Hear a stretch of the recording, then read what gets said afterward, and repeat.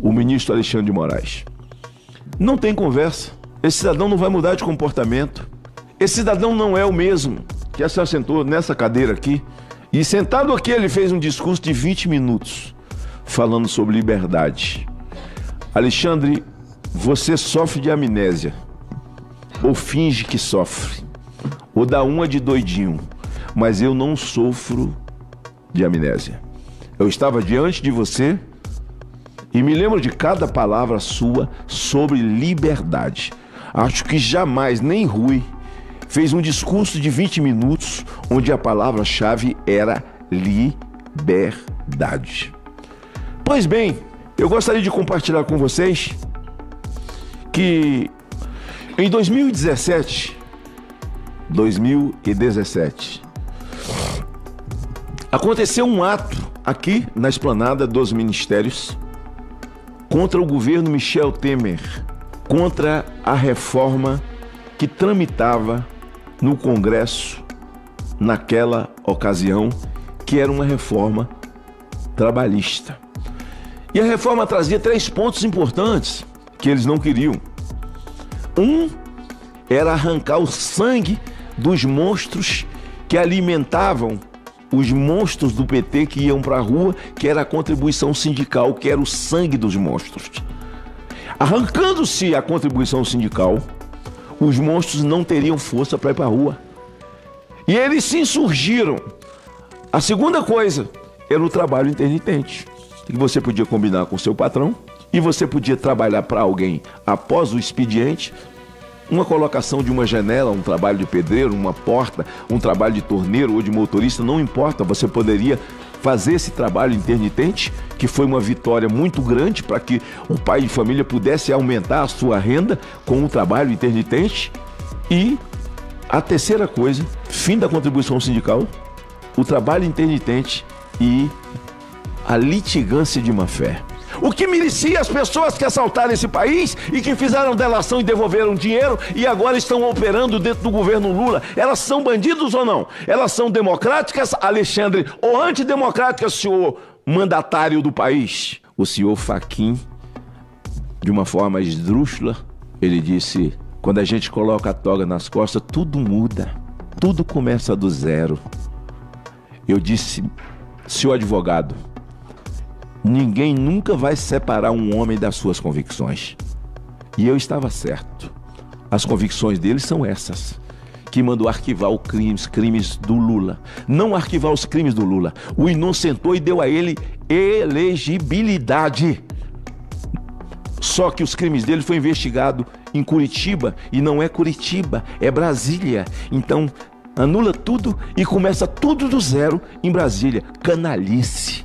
Canalice, covardia, comportamento imundo, comportamento nojento. Ele mentiu para essa casa, falsidade ideológica. E o presidente dessa casa se esconde, se mistura a eles, como se nada tivesse acontecido. Eu não tenho nada a ver contra Fachin. Eu não votei nele. Quem pariu o Matheus que o embale. Mas eu sou senador da República. Eu tenho a obrigação de cobrar. Onde é que estava Carmen Lúcia? A senhora estava onde? Quando o PT pichou sua casa em Belo Horizonte de vermelho? Não teve uma reação da senhora? A senhora era presidente do Supremo? Quando Gilmar Mendes mandou Barroso fechar o escritório dele de advogado? Aliás, eles têm escritório de advogado? Porque eles formaram maioria agora que eles não precisam se julgar impedido quando for julgar um processo que venha de alguém que seja da sua parentela. Acabou os outros escritórios de advogado no Brasil. Porque se você tem um problema, você sabe onde contratar. Porque eles não se julgarão impedidos. Eu não vou falar que país é esse, porque a gente fica triste. Mas não é o povo do país. Eu dizer, mas que povo nós queremos libertar, Girão? Quando a gente fala em libertar o nosso povo.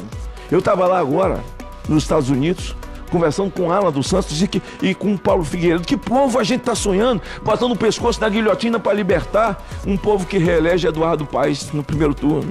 Perdeu o seu Clezão morto lá dentro da Papuda. César e Batista queimou a família inteira com as crianças, mãe e pai, dentro de casa. E o advogado dele aqui no Brasil era o senhor Barroso, que é o presidente do Supremo. e acreditava que ele era um homem inocente, de bem. Não, ele sabia, ele era advogado. E dobrou o pleno do Supremo, que anunciou que ele estava livre. O terrorista estava livre. Quem estava lá? O senador Neri, que era do PSOL, que estava aqui, Randolph, Chico Alencar, comemorando a vitória. E agora esses senadores, esse senador, Randolph, faz um discurso aqui num ato falho, diz: num dia só nós prendemos mais de 1000. Nós quem, caralho de palha? Quem é você? Você é o judiciário? Onde é que você investigou?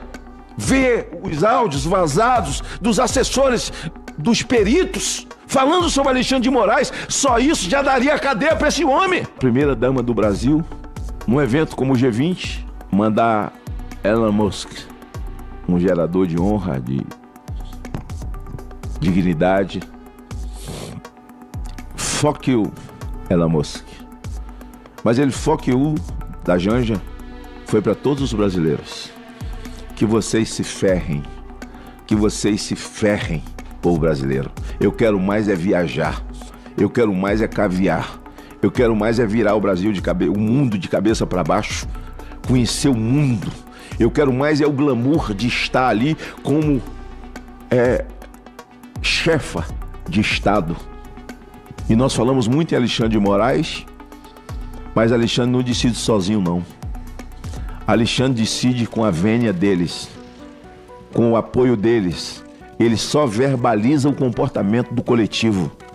Então nós temos uma cooperativa nacional hoje, que compõe essa aranha comunista que é o governo federal, cheio de ex-presidiários, de delatados, de desvio de dinheiro público, assumindo ministérios e posições importantes, uma Petrobras novamente já dando prejuízo, com desvio, as estatais todas dando prejuízo, e deram 33 milhões para um evento chamado Janja Palusa.